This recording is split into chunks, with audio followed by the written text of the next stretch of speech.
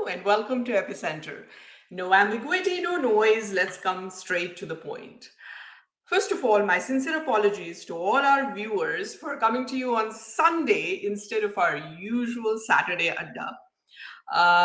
We had unavoidable scheduling delays, and I apologize for this, but here we are. Thank you for all of you who wrote to me, and I want to give a special shout out to our regular viewer, Monal Javeri. She was deeply disappointed that we had to reschedule our show for today. Here's a shout out to her. Monal, I hope you can catch us today. Thank you so much, everyone. Moving on, if you are a consumer of global liberal media, as I'm sure all of you are, you must have been reading catastrophic headlines about decline of democracy in India. India, as they knew, apparently no longer exists. Fascism has taken over. This is now an electoral autocracy and an undeclared dictatorship. Apparently, there is and I, even in jest, I am not able to use this word because of what it means to me. But the word quote unquote often used today is that there is a genocide of minorities going on somewhere. And this is just bad for the world, of course, obviously, because India is 1/6 of the humanity. Indians themselves, however, seem to be unaware of all this, and hence New York Times and Washington Post must tell them that this is going on with their country. I could have spent next 50 minutes or 55 minutes mocking these headlines and factually correcting these incorrect essays and op-eds, but that would be a waste of your and my time. It is important to dig deeper and unravel the agenda of this onslaught of global liberal media. It cannot be organic. There is clearly something going on because it's all happening in tandem, it's all in a concert, so to speak. To discuss all this with me, I am honored to have Mr. Kanchan Gupta. He is Senior Advisor at the Ministry of Information and Broadcasting, Government of India. Mr. Gupta has had a long, illustrious career in journalism. In 1982, he joined the Telegraph, and after that, he moved on to Statesman. And then, I believe in 1991, he moved to Delhi for an assignment with the Pioneer, where we all know him and we've read him, and he's had a long innings with Pioneer. In between, he took a break from journalism from 1995 to 2004. That is when he joined then Prime Minister, Mr. Atal Bihari Vajpayee's PMO, as an official in the Prime Minister's office. He worked in close association with National Security Advisor, then National Security Advisor Brajesh Mishra, on foreign affairs and security issues. He was the PMO's representative on the National Security Advisory Board then. As part of the government's public diplomacy initiative in Arab countries, Kanchan Gupta was sent to Egypt as director of the Maulana Azad Center for Indian Culture in Cairo. He held that post till 2004, and then he came back, joined Pioneer again, and now in 2021, June 2021, he was appointed in his current position as senior advisor at the Ministry of Information and Broadcasting. This is the official bio, but I know Kanchan Gupta. I call him Dada because not just because of the respect I have for his work and how much of my own worldview has been fashioned by what he has written. And that was long ago when I used to read his columns. Later, about when I did come into the field of writing, I got to know him. He edited many of my writing, many of my columns. And I have known him as a friend and a mentor for a very long time. I am truly honored to be in this conversation on Epicentre with Kanchan Da. Thank you for accepting my invitation, Dada. Thank you, Sunanda. You would have bored your viewers with such a long introduction. Um, No, it was important. It was important no, because it doesn't. It doesn't matter. It doesn't matter. no, because it's important that we there is a lot of inf- we live in the world of information, but there's also an information deficit, and there is public memory is also very short. So it is important to remind people off and on of what we are doing and who we are talking to. I do want to go back in time, though. I do. The first question, I do want to go back in time. In 2012, Kanjada, I want to take you back to 2012. You were working for Pioneer. Your Twitter handle was blocked in India. The UPA government was in power at that point, and it became huge news. I remember those of us who were on Twitter those days, we remember that a hashtag GOI blocks trended for a long time. And you were not the only one who was blocked. There were I mean, few others who were blocked. Off the cuff, I remember Shivarur of India Today was blocked, and many other things have happened with your career. With me. As in, I remember I once wrote an article on Sonia Gandhi, then chairperson of UPA, and I had a line there that everybody has a right to his or her privacy, but public figures don't have a right to their secrecy. And that article was not carried by anyone except you. You were the editor in chief of Niti Digital those days. So things have been happening, but never did I read that India is no longer a democracy those days. Never did I read that India is fascism defined. Why are we reading all these headlines now? Well, this is something which is as mysterious to me as it is to you and many others. Uh, if I could just sequence it, ever since there is something about the foreign media's very toxic view and very toxic relationship with Narendra Modi. Even when he was chief minister of Gujarat, the Western media's, the foreign media's coverage of Gujarat, and I'm not just talking about the riots which followed the Gothra train uh, arson, just the sheer, the governance part of it was constantly criticized, it was constantly attacked. Any decision taken by Chief Minister Narendra Modi was sort of unacceptable, and though it didn't matter really. I mean, what New York Times wrote, or Washington Post wrote, or BBC reported about Gujarat and Narendra Modi's chief ministership, that in no way impacted the work he did or the way the government functioned. But what has happened is that I don't think the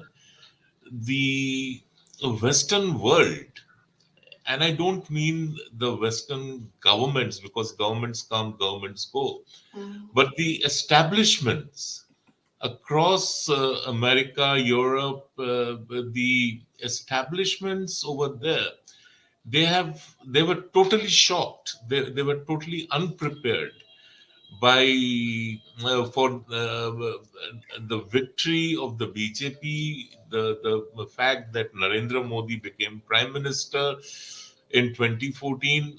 So it was something which they could not sort of accept.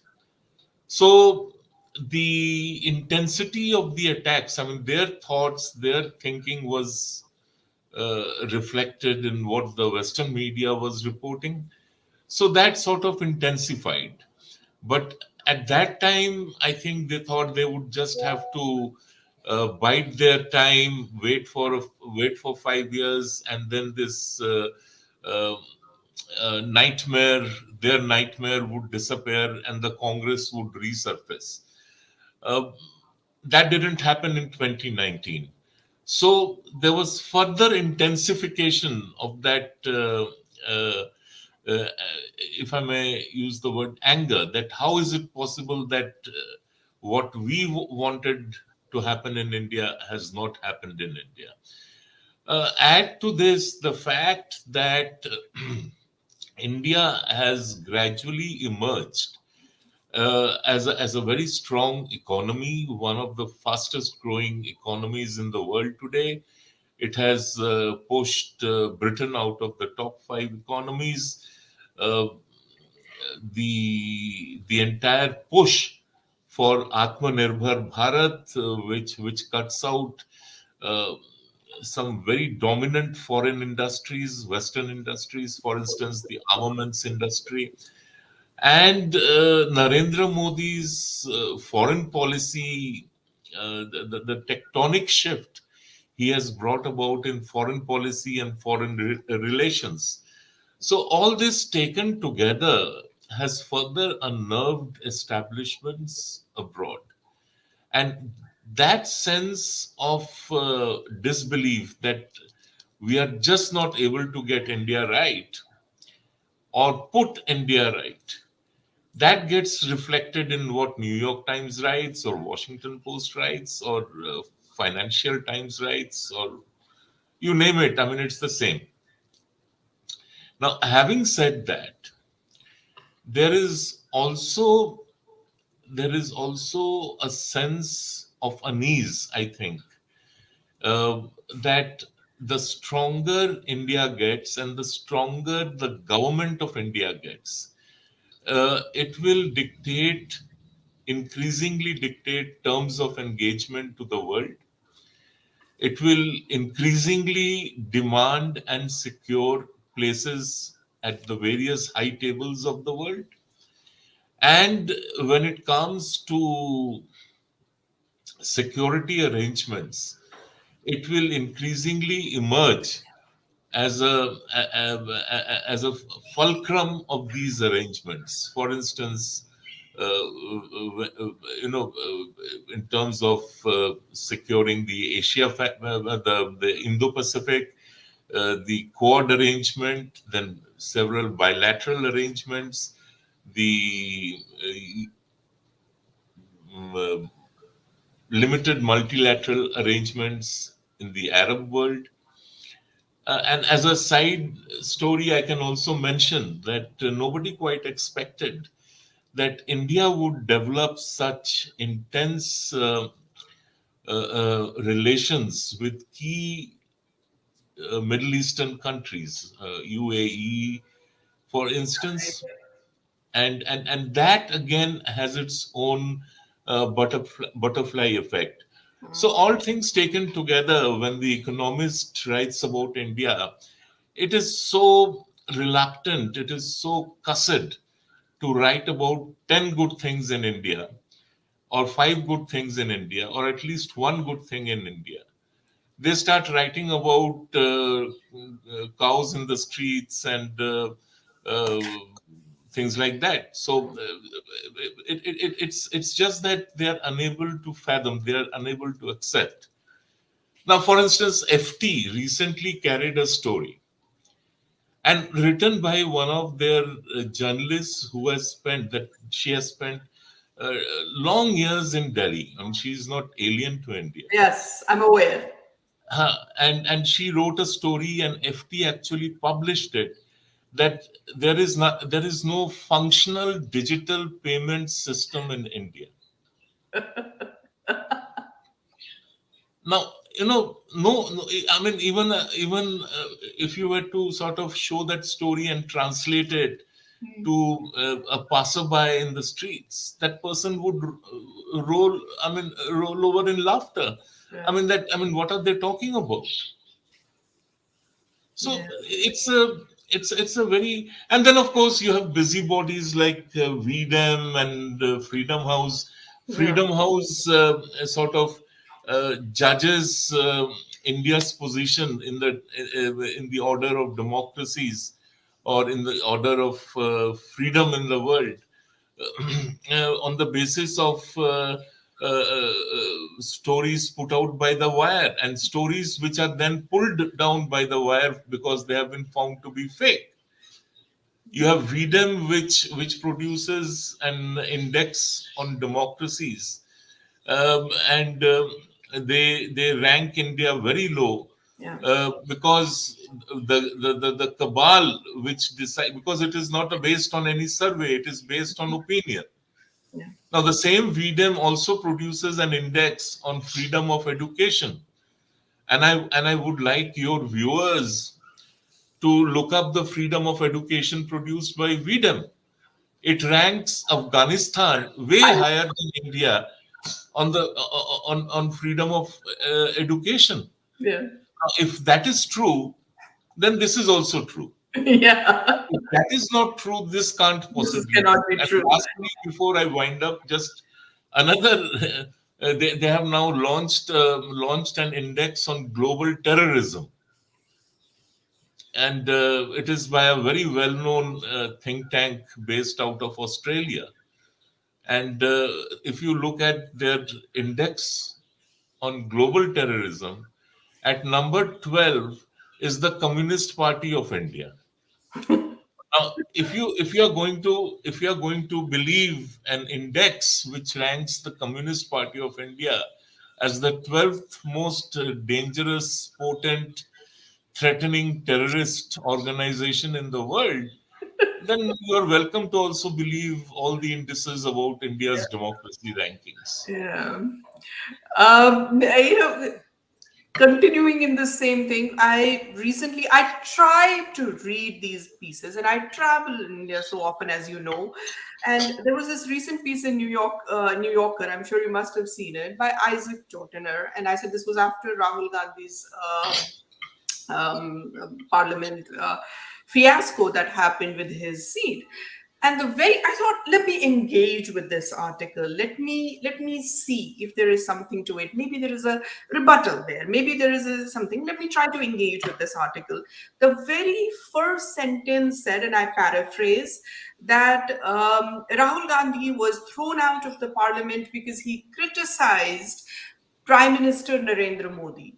Now, this is not an opinion. This is a lie, because it was in the courts. It was clearly mentioned that it was not because he criticized Prime Minister Narendra Modi, because it was he criticized an entire community, and India does not have India has laws that prevents complete free speech.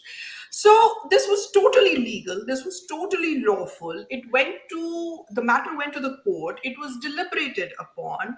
Nowhere was it said that he lost his parliament membership because he criticized the prime minister. Yet the first line of New Yorker said this. I don't know who edits these. I don't know who does fact checks for these, but these are the kind of things that we see, and one doesn't even know how to engage with such fact-free commentary. But going back, I want to, because I'm really trying to delve deep into this.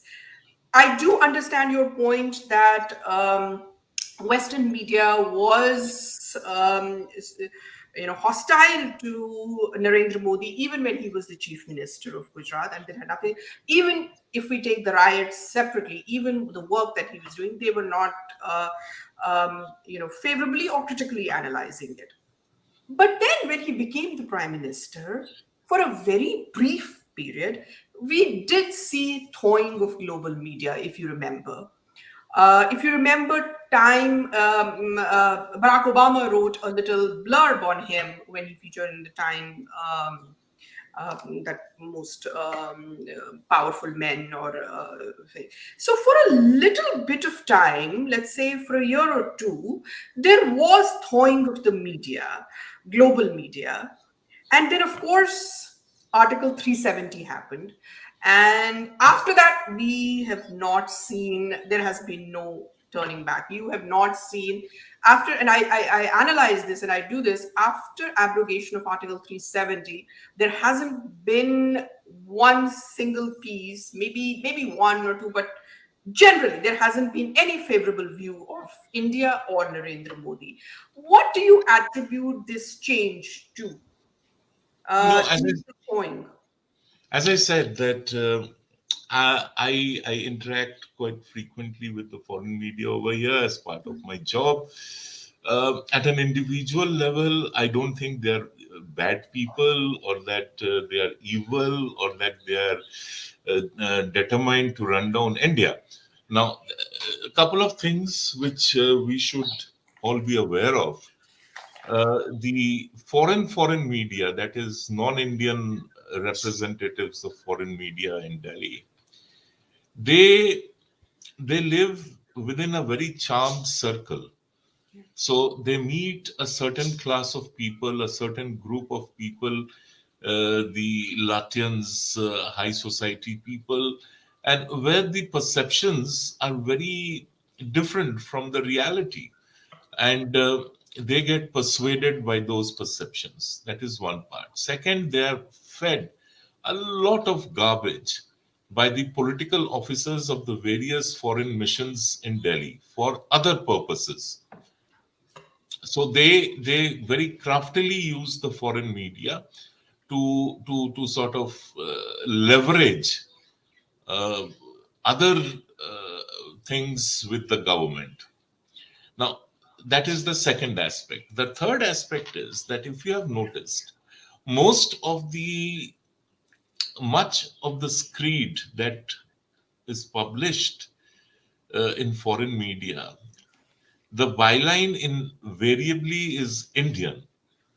So, if not invariably, or at least mostly, it is Indian. So, if it is Indians running down India, their own government, if they are creating fanciful stories, that sort of legitimizes what they are putting out over there because it's an Indian writing on India. It's a very clever ploy, but nonetheless, it is a ploy.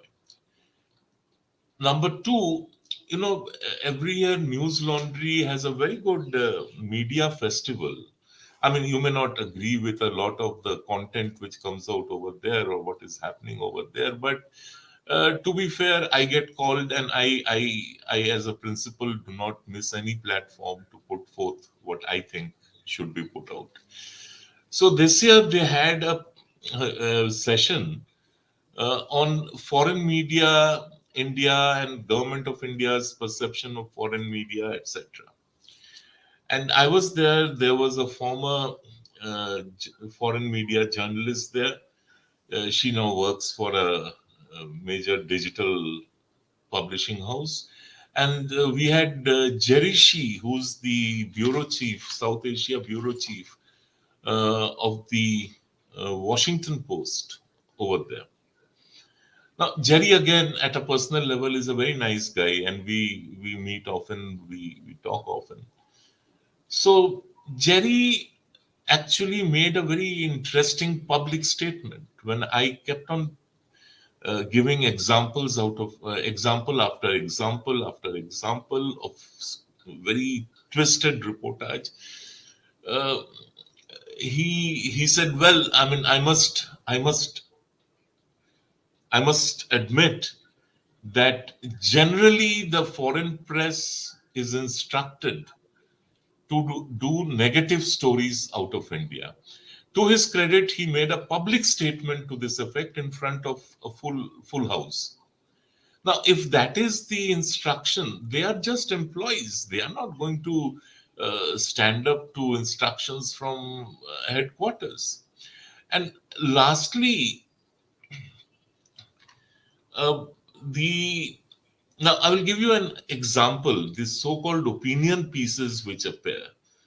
New York Times recently carried a long opinion piece by Anuradha Bhasin, whom you Yes, would know. I read Uh, and I wrote a huge rebuttal to it. Yes. and Anuradha Bhasin writes over there how she was thrown out of her house, Yeah. how her office was sealed, and how she has been suffering since abolition of Article 370, etc., etc., etc.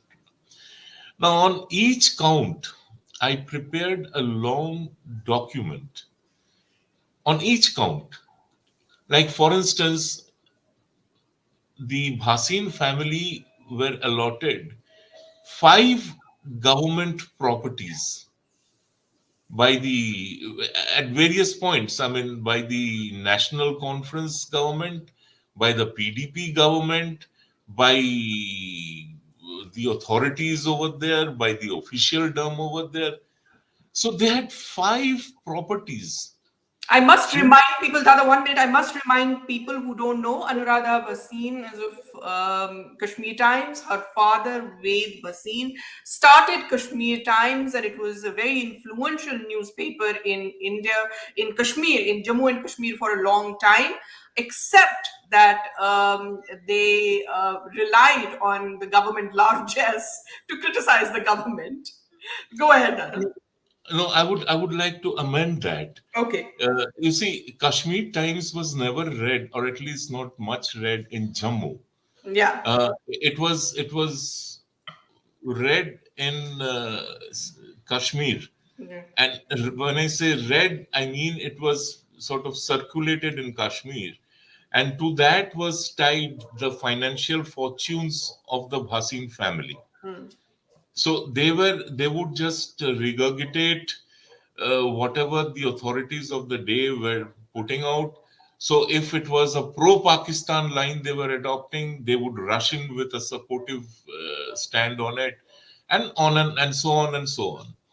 Now, Ved Bhasin was also attending that JKLF conferences.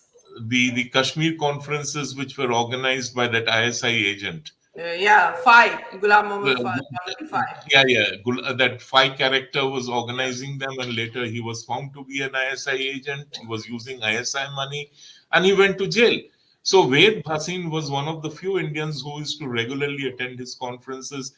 Anuradha Bhasin, when Ved Bhasin became old and unwell, too unwell to travel, he put Anuradha Bhasin in his place. Now, Anuradha Bhasin was supposed to travel. She finally couldn't travel because I think Ved Bhasin passed away or something, but she wrote a long paper for them. So there is a long history to it. Now, I don't know why the family did what they did or why they took the stand which they did. I'm not interested in that either. I'm just interested in the facts. They had 5 government properties allocated to them, 2 in Srinagar and 3 in Jammu. Now, in Srinagar, the flat, the residential flat which was allocated to them was for actually for Ved Bhasin. That was the agreement, and it was co-terminus with his staying alive or staying in Srinagar. Ved Bhasin died, but she refused to get either the allotment transferred to her name, or she refused to give it up. And there were huge electricity bills. There were huge, I think you people call it lease fees in Yeah. Kashmir. There were huge backlogs of that, and she would refuse to pay them. They had an office space allocated. Again, it was on lease, but they refused to pay the lease fees and the electricity fees, and it just piled up. So the authorities came and sealed the office premises, and they threw her out of the residential flat. In Jammu, again, she had to be thrown out of the flat which she was occupying because the lease was for only a year or something, and it just without being extended, she kept on staying there, and she had run up a huge electricity bill, huge lease bill, and she was finally thrown out. But 2 properties still remain with the family. And she writes over there that we are homeless, we are officeless because we were thrown out. Now, this is a lie. So I had documented all that. Then various other things which she had to say, including how government, through its fact check mechanism, is going to appoint a government body, which is not true, and this is a blow to freedom of the press, and how because her paper has suffered, the entire media freedom in India has died. I wrote it, I sent it to them, I sent it after consulting people. Uh, to cut a long story short, they refused to use even a word of it. Yeah. And yet they talk about ethics, they talk about values. At least they could have said that this is a view which we do not agree to, but since it is a counter view, we are publishing it. They didn't do it. They didn't care to do it. Yeah. Yeah. So I have now come to the conclusion that it's pointless. Now, the best way to shame them is to go full Monty on social media, just keep on citing them and running them down, rubbing their nose in dirt. And I'm telling you, they actually monitor it. Hmm. I did it with the FT story, and I immediately got a message saying, why are you giving us a bad name? I said, I am giving you a bad name. Yeah. You run a story that there is no functional digital system, payment system in India. I point it out, and you are saying I am giving you a bad name. Yeah. So the best way is to come down with a heavy hand on them on open platforms, so that the world and as well as they know where they stand and where we stand. So that is the way I Yeah. look at it. And I honestly, and I will just add one more sentence Yeah. to it. I wish more, and this is not political.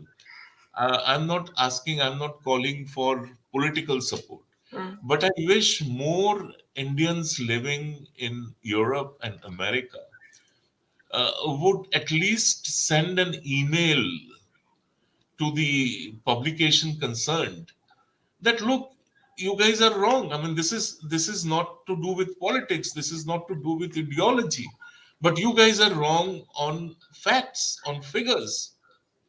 Yeah.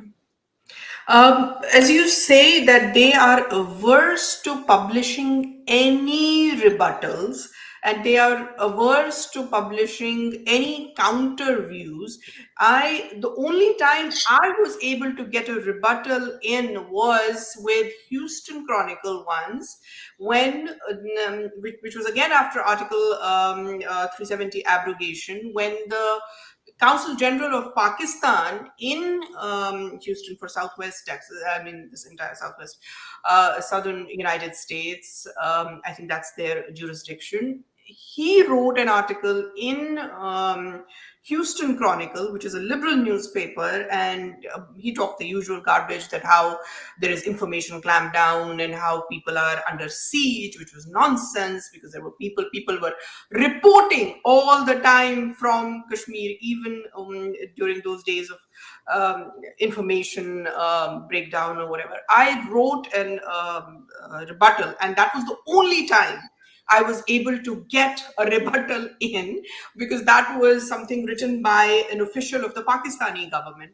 But if it is written by one of their staff members, or if it is written by an American um, op-ed columnist, or if it is written by, and we'll talk about this because there's a whole category of diaspora, which is of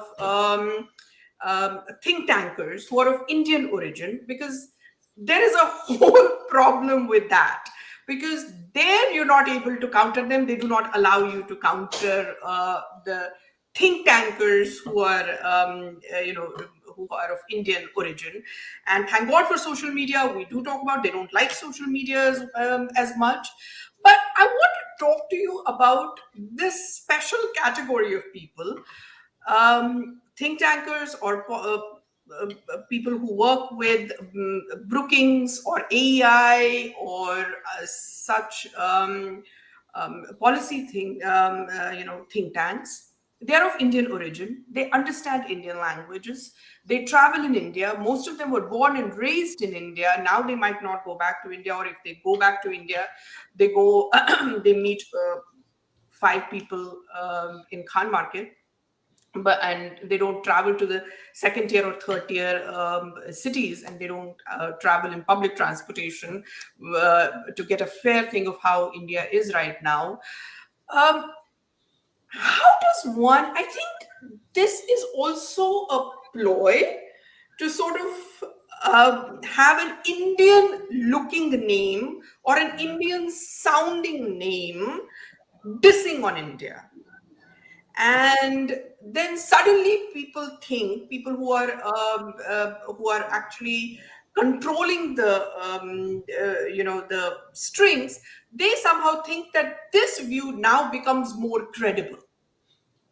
What is the way to deal with this?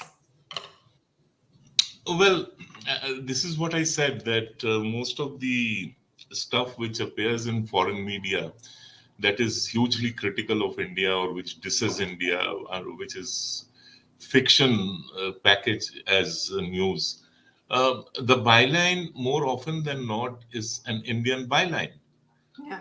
and they have done something very tricky. Now, whether it is Japanese newspapers, and I'm talking of Japanese newspapers which are very conservative, which have been very traditional, which have been very cautious about what they report out of India for political reasons, bilateral reasons, whatever.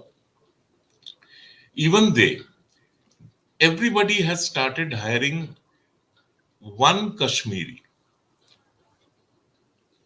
So there is at least one Kashmiri who's hired by them. And they make out the case that since we are not allowed to travel to Kashmir, which is a fact, we hire a Kashmiri to report out of Kashmir. But here is the twist, that Kashmiri is actually not sitting in Kashmir and reporting out of Kashmir. He's sitting in Delhi. And he's, for every one word he writes on Kashmir, he writes 1,000 words on Gujarat and UP and whatever. So and his and they select this person very carefully. It has to be a person who's willing to militate against the Indian state, against the Indian government, against the people of India, and against state governments and state politicians of India. So you had a Kashmiri writing that how last year or a couple of years ago there was one of those so-called all India strikes called by bank officials or whatever.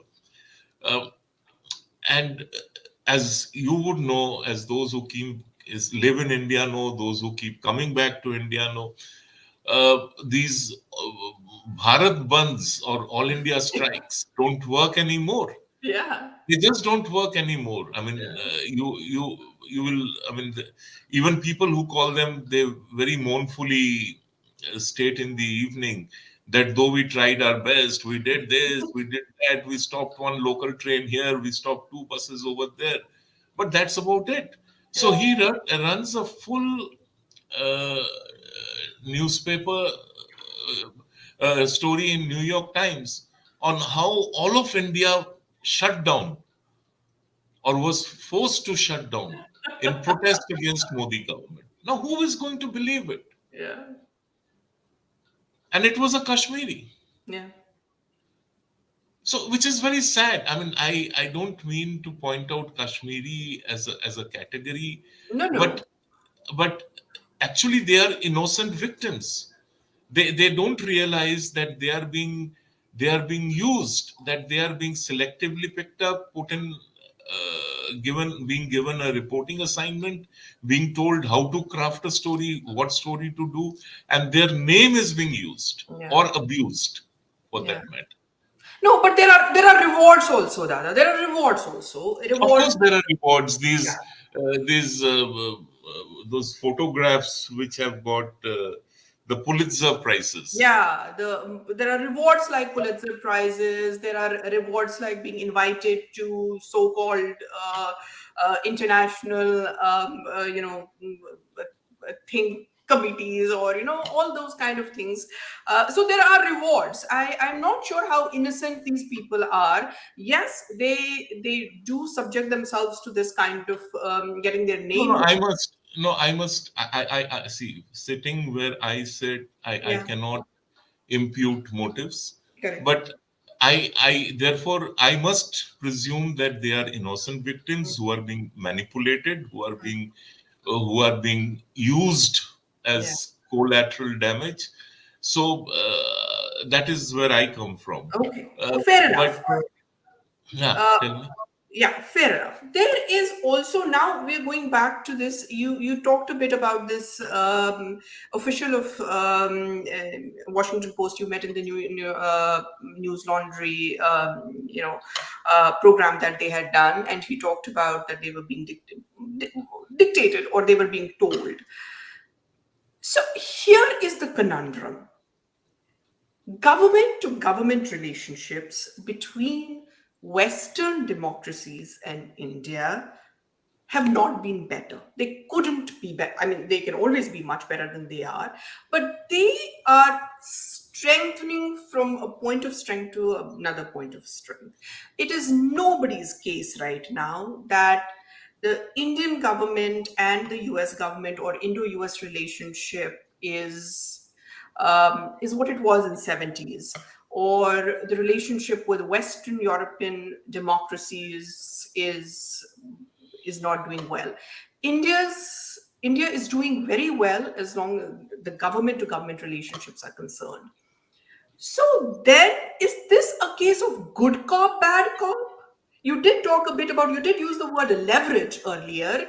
So then, is this a way that the government, the state actors in that sense will behave one way? And if you are willing to acknowledge that these people are non state actors, they are going to work another way to keep India on pins and needles all the time.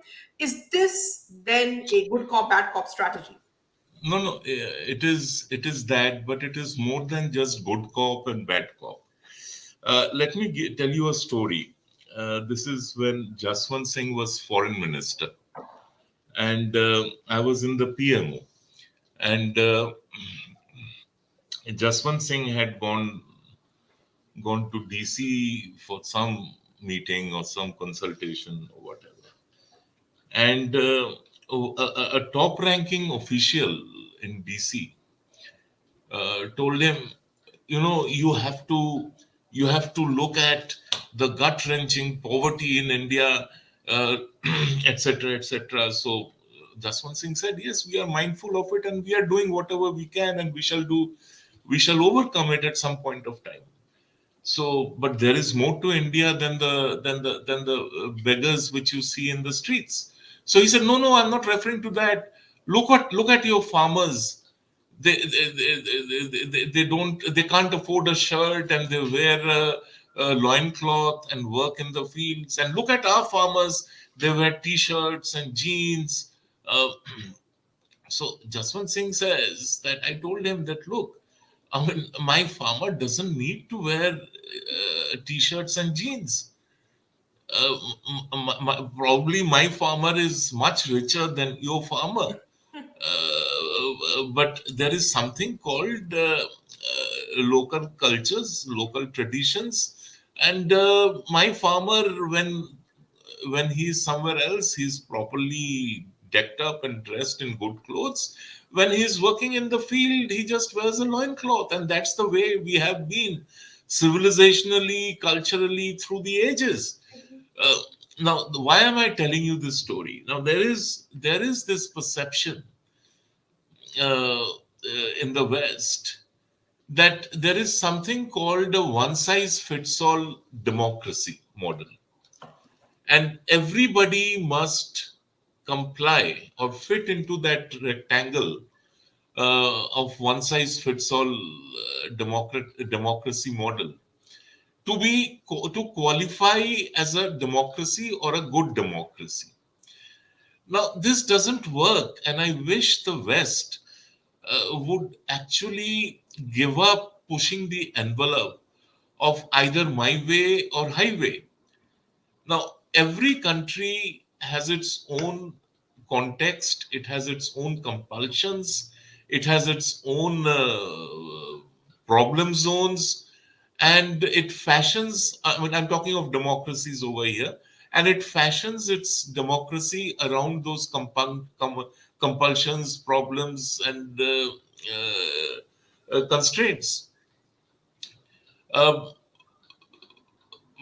so they are somehow they are unable to realize this. Now, for instance, uh, somebody could burn a book in America and say that I am protected by the Constitution. Somebody could burn a book in Europe and say that it is my right. I mean, I am protected by free speech. Someone else somewhere in Europe can stand in a pulpit and rave and rant against uh, uh, Abrahamic religions.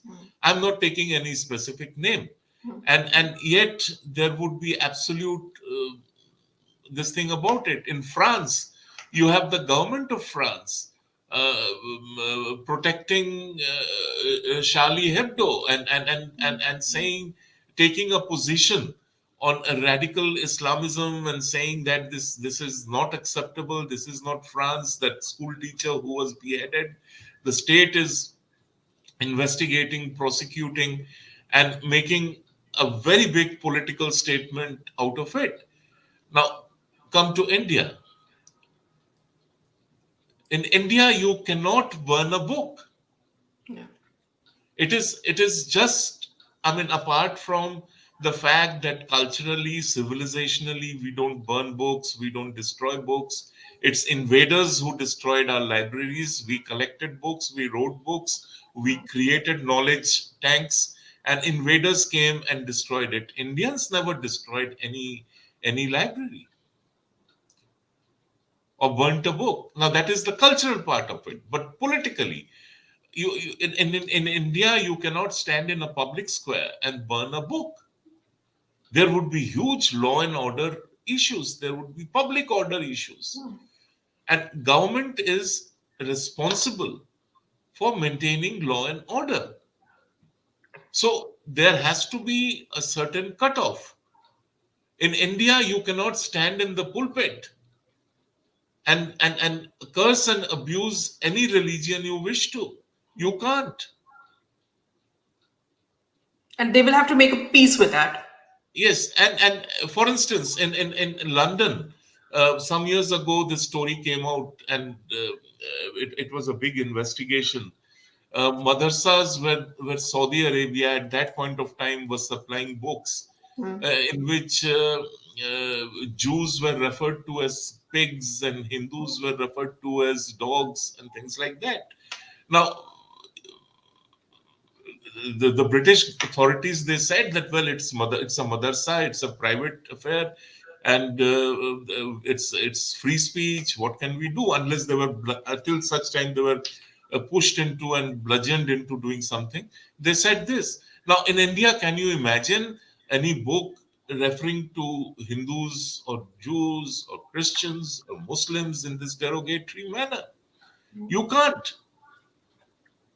So, and that is why, although the reasons when Nehru brought in the First Amendment to put in a rider on free speech, that except on this reason, the immediate context and compulsions were different.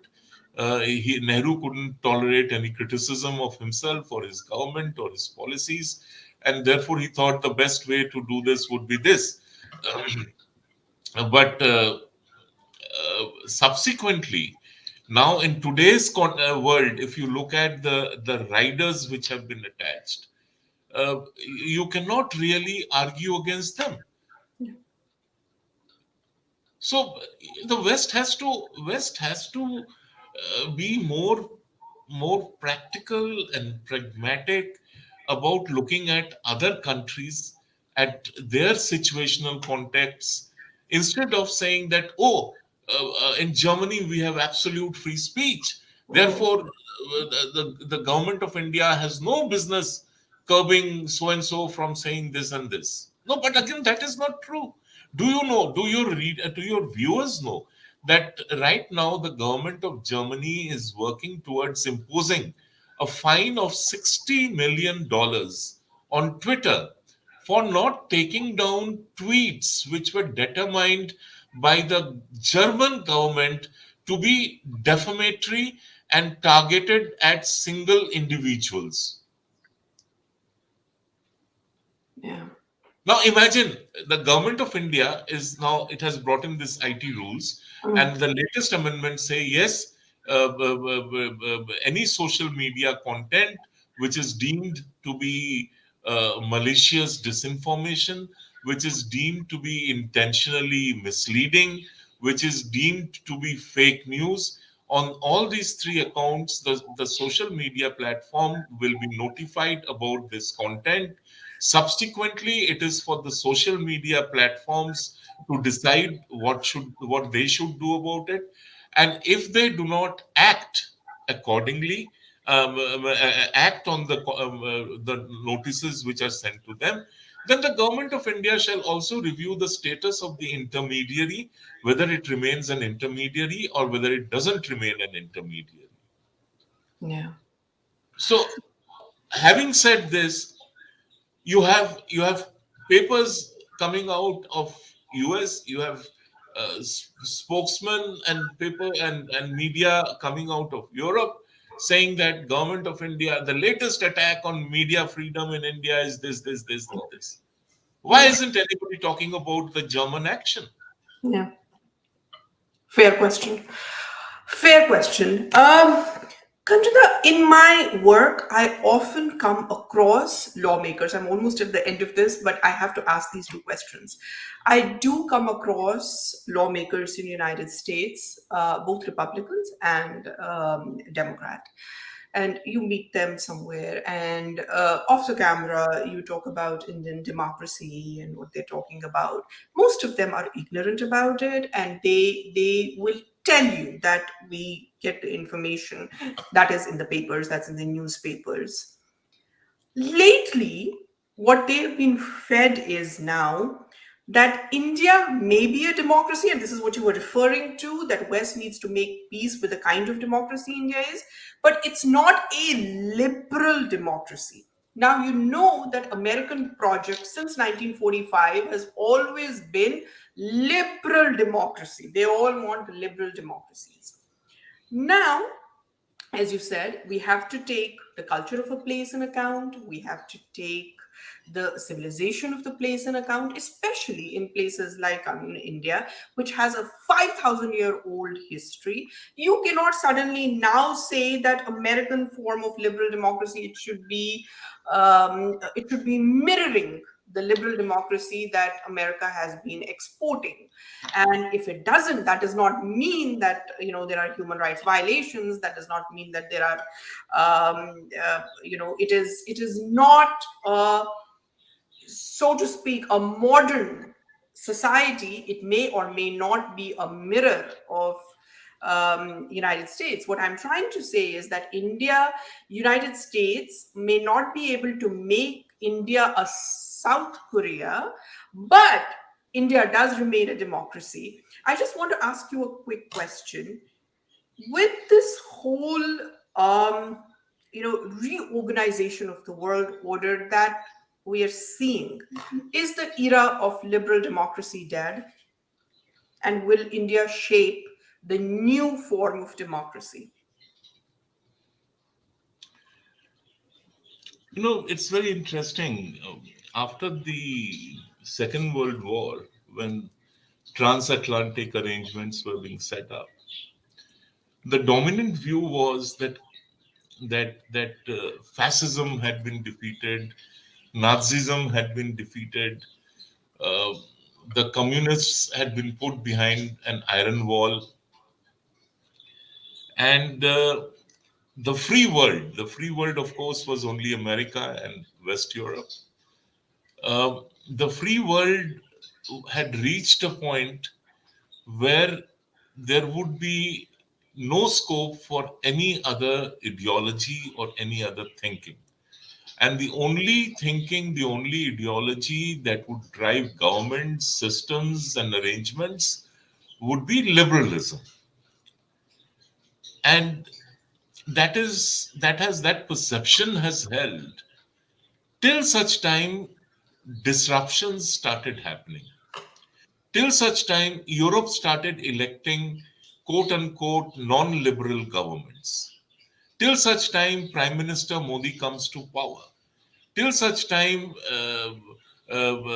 stuff begins to happen in South America. Till such time, uh, in other parts of the world, governments which are not ideologically aligned with the government of America or the EU, they start coming to power. So once that happens, there is this great fear that this facade which was created with such great effort, has begun to crumble. I mean, look at Germany. Look at the rise of the right in Germany. Who could have imagined? Look at the rise of the right in Sweden and elsewhere. I mean, these are all what are called fortresses of liberal democracy. Italy. Italy. Yeah. Italy is So this has scared the daylights out of them. yeah. And the more scared they are, the more aggressive they are becoming on liberal democracy. And they want to define the contours of democracy. Why should countries allow them to do that? Why should, again, I come back, why should there be a one size fits all democracy model that countries must blindly adopt and implement? Yeah.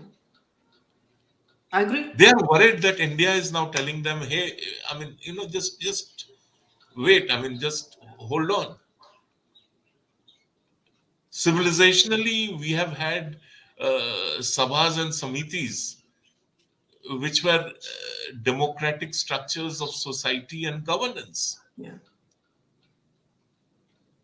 We were not slave traders and uh, colonizers who suddenly discover that democracy is a good trope. So if anybody can hold forth on a democracy, it is India, because as you said, that India has never been a colonizer. India has never had a slave trade, so it does have an opportunity to talk about democracy, because pluralism in that sense has existed in India since time immemorial. And this brings me to the last question, which is the elephant in the room question, because even with the well meaning so called friends of India, Western friends of India, they somehow feel, and I disagree with them, but they somehow feel that what has happened after 2014 is a change of whatever used to happen before that. Governments used to change. I mean, India before that also saw non-Congress governments, but they felt that those were just the government changes. In 2014 and especially in 2019, now they feel that a regime change happened, or a nature of state has changed. So now, if the nature of state has changed, No. as All I said, this is I disagree with it. I disagree no, with it. all this is very, this is like pineapple icing on a chocolate cake. Ah. So you look at the icing. The icing is distracting because you don't usually have pineapple Right. icing on a chocolate So, cake. yeah. So the icing distracts you from the cake. The cake. The problem is, you see, try to and this is true for the old guard in India also. There has been a dramatic shift, an unbelievably dramatic shift in India's demographic profile. uh, the young Indians, as they surge up, they are free of burdens of the past. Yeah. They owe a debt of gratitude to nobody. Like there was a time when everybody would say, "Oh, I owe a debt of gratitude to the Congress. They did this for they've made India independent." Oh, I owe a debt of gratitude to Nehru because but for him I would have been jobless. Oh, I owe a debt of gratitude to Indira Gandhi, but for her I would not have food on my plate. So there was this sense of great personal debt. Now that sense has totally disappeared. There, there is absolutely no sense of blind loyalty. There is an increasing determination to prove your own worth, to establish your own self. You should look at young kids from tier 2, tier 3 cities. Forget tier 3 cities, from the insides of the districts. You should, next time you visit India, Sunanda, you should take a couple of or 4 or 5 days off and travel through the Which I do, yeah. highways and expressways of UP and make stops on the way and speak Yeah. to people. Yeah. India has changed so much in the last decade Yeah. that at times, even I am flummoxed, and as you know, I stay far away from Latvians, Yeah. and even I am unable to figure out the magnitude of the change. Yeah. So they are internally and externally. People are unable to appreciate, and internalize this massive change, this tectonic shift which is happening in India socially, culturally, in economics, in politics. Therefore they talk in terms of regime Mm. and State. state and this and that. The Aam Janta doesn't think in those terms. Mm. Indeed. Rahul Um, Gandhi talks about the state. mm. Okay, but ask 20 people in the streets and they will say, you mean the state of UP? Huh? Haji, we are from UP, so the state of UP. So you see, what are you talking about? Yeah. Yeah. Today's India, today's woman in India. Of course, there will be sad stories. There are tragic stories. There are sad stories. India is a Yes, huge country. There will always be this. but Yeah. if you see the woman in India today, in the villages, in the inner parts of India, if you go and speak to them, you shall see the change that is happening in India. Yeah. I agree. I totally agree, and I do agree that And there. I will conclude by saying, to all your American and European viewers, that just because Indians don't wear t-shirts and jeans doesn't mean that we are we are any different, or we are from a different Yeah. planet. Yeah. I mean, we are what we are, and we are proud of being what we are, and we are. And don't forget that even during the emergency, India fought back. Yeah. Yeah. Yeah. India did not crumble.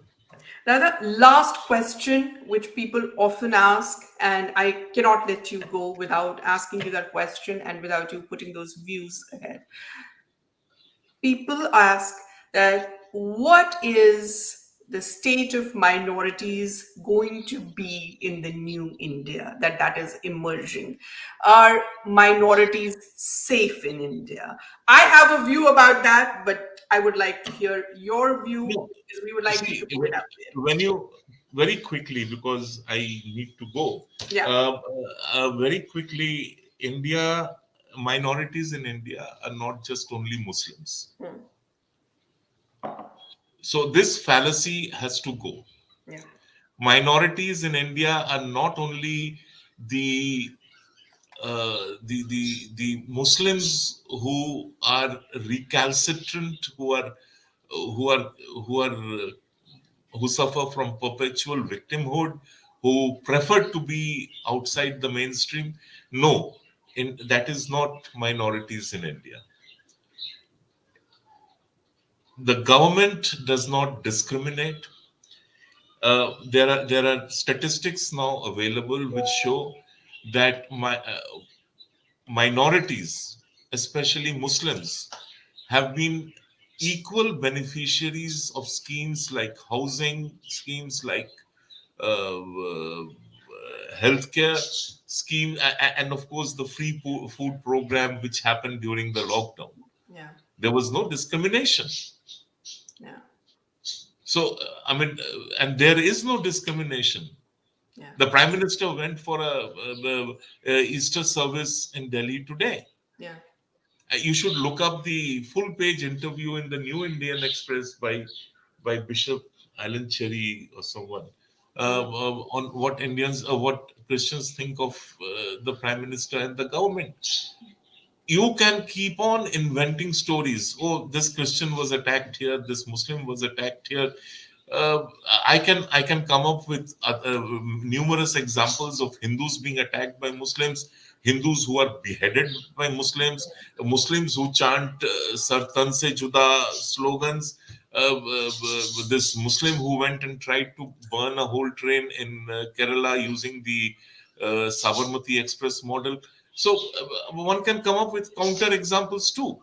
But that is not going to take us anywhere. Such a huge country, there will always be stuff happening. Yeah. Just like in America, there is always stuff happening. If you look at directed, targeted crimes against minorities in America, whether they are Hispanics or blacks or whatever, Indian immigrants. If you look at it numerically, it would be way more than what is happening in India. I agree. Including school shootings. If you look at school School shootings, shootings. which is a I'm told you have already had yeah. some 300 shootings in the first 3 months of this year. Yeah. Yeah. Yeah. Yeah. We don't have such horrors. We don't have people marching into schools and shooting little toddlers and Orders with automatic guns. Yeah. with automatic guns. Yeah. Yeah. Indeed. Every democracy has its problems. Every democracy is noisy. As long as they keep talking, as long as there is discussions, all democracies are safe. Thank you, Kanchan Gupta, for being on Epicenter. Thank you so much. This has been such a wonderful conversation. And we have a lot of questions, and I'm going to send those questions to you and remarks. And thank you so much for being here. Season 2 of Epicenter is going to take a short break because, as we were talking about this, we don't just here do shop talk, or we don't just talk here. I do travel through India, and it is time for me to travel back to India and get you some more stories from there. So I will be traveling soon, and this will be the end of season 2.